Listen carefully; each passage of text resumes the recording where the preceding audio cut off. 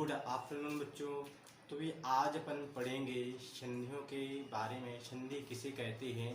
तो भाई जैसे लिखा हुआ है संधि, है ना। तो भाई संधि का अर्थ क्या होता है? तो संधि का अर्थ होता है मेल या मिलना। तो भाई संधि की परिभाषा क्या है?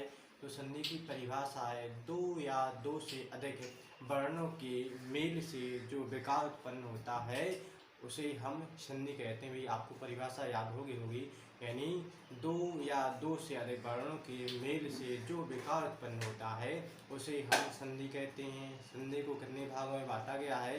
तो इस संधि को भी 3 भागों में बांटा गया है। तो संधि को कितने भागों में बांटा गया है?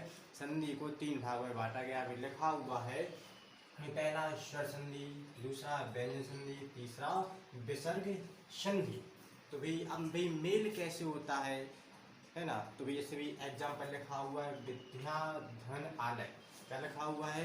विद्याधन आलय बराबर क्या हुआ? विद्यालय। यह एक शब्द है।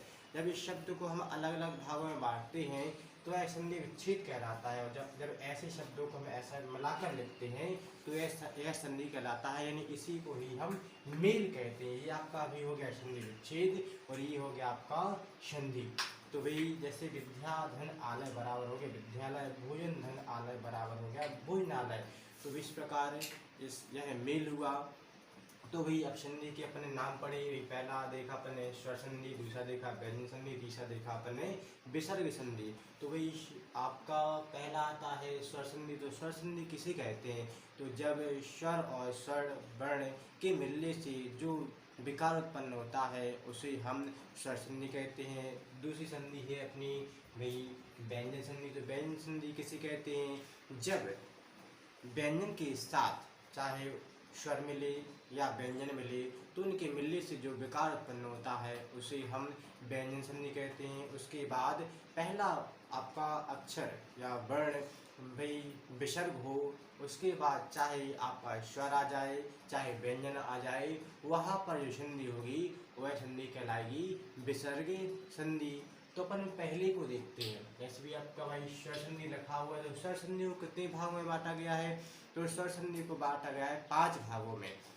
तो उनके नाम भी अपन याद कर लें। तो पहला है भाई दीर्घ संधि, दूसरा है गुण संधि, तीसरा है वृद्धि संधि, चौथा है ऋण संधि और अपना लास्ट आता है अयाधि स्वर संधि। तो यह हुई भाई स्वर संधि के भेद और इनके भी बारे में अपन भाई पढ़ेंगे भाई नेक्स्ट वीडियो में, अगले वीडियो में। तो भी आज के लिए भी अपना इतना ही रहता है।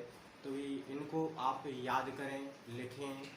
ठीक, तो आज के लिए इतना ही रहा। बहुत बहुत धन्यवाद।